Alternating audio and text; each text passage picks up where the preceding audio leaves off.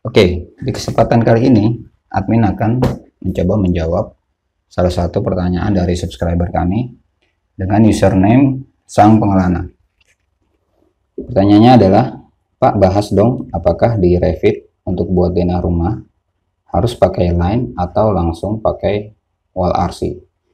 Jadi sini pertanyaannya yang cukup bagus ya, karena banyak dari peserta kursus kami di awal-awal menanyakan hal yang sama. Di sini jawaban saya adalah langsung pakai wall saja, Pak. Tapi kalau memang pada situasi perlu garis bantu, bisa pakai line dulu. Dalam kurung tidak selalu. Jadi memang bisa langsung aja kita pakai tool wallnya ya di Revit ini, karena wall itu sistem pemodelannya juga sama juga dengan line. Jadi seperti line ada titik awal, ada titik akhir, ada juga jarak untuk panjangnya. Kita bisa melakukan hal yang sama. Jadi bisa langsung ya saya coba wall, tipenya saya pakai ini aja. Nah, mungkin perlu diperhatikan ini base constraint di level 1, oke. Top constraintnya mungkin saya ganti ya, biar nggak terlalu tinggi, ke level 2 aja. Nah, kalau langsung bagaimana? Ini bisa saya terapkan, saya gariskan aja langsung ya. Nah, saya bisa arahkan kemana, dan sebelum saya klik dia belum terbentuk, bisa saya masukkan angkanya ya, bisa 15.000, enter, dan bisa saya lanjutkan ke arah lainnya.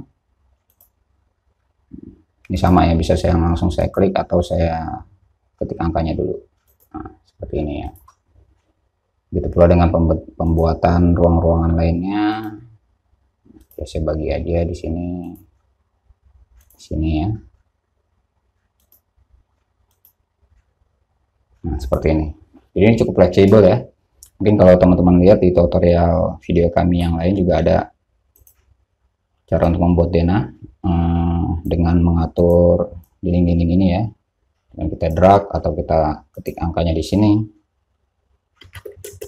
atau kita gunakan tool dimensi bisa. Jadi ini cara langsung ya, seperti ini. Jawabannya adalah sangat bisa dilakukan.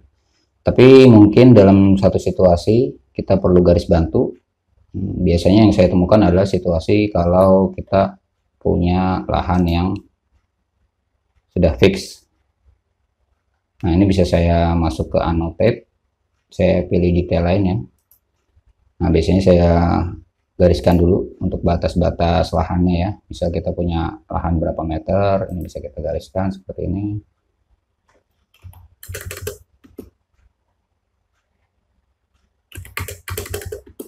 Ya. Jadi supaya kita tidak keluar dari batas lahan. Nah, ini cukup segini aja lainnya, baru kita bisa ngebentuk dinding tanpa keluar dari batas lahannya. Nah, di sini mungkin untuk dinding pinggir bisa kita ganti location lainnya menjadi finish face eksterior atau interior ya. Ini biasa juga admin gunakan eksterior ya, supaya dia pinggirnya tepat berada di batas lahan. Nah, seperti ini ya. Ini saya bisa gariskan, atau saya bisa pilih pick line. Pick line ini kita ngambil atau jiplak dari garis yang udah ada ya, seperti ini. Ini seperti ini ya.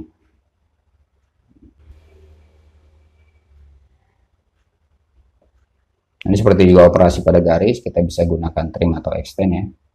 Di sini saya pilih trim untuk koneksikan ini. Nah, oke ya, jadi dinding saya sudah tidak keluar dari batas coupling, saya bisa buatkan lagi enaknya ya. Dan hal yang sama kita bisa lakukan, escape. Di sini ada ruang-ruangannya, escape lagi, bisa mulai lagi dari sini, ya, kayak gitu ya. Ini sama, ini masih fleksibel juga, kalau saya bisa geser-geser ya, seperti ini. Nah, saya buat maju atau mundur,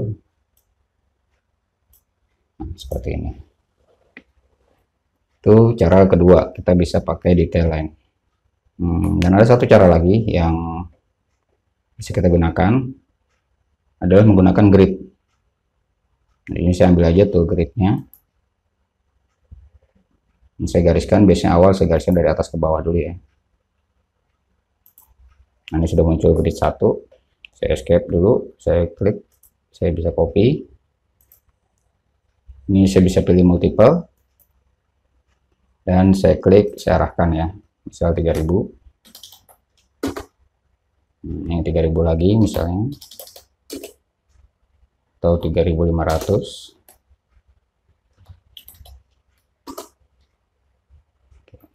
Dan saya escape, saya ambil lagi grid untuk susunan grid yang horizontal.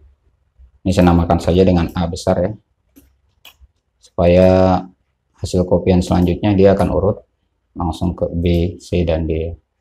Ini misalnya 3000 juga.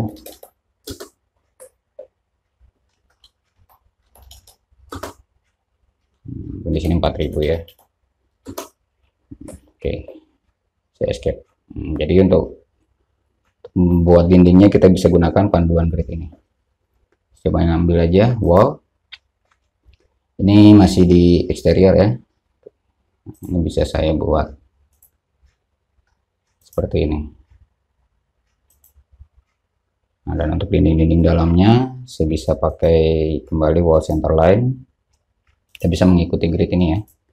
Jadi ini cukup penting grid ini, terutama untuk bangunan-bangunan berlantai banyak ya, karena struktural elemen pasti akan mengikuti dari susunan grid ini.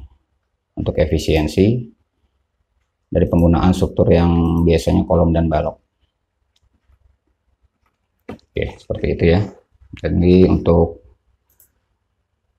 prakteknya mungkin di beberapa dinding tidak harus tetap pada grid, bisa saya trim juga ya, seperti ini ya.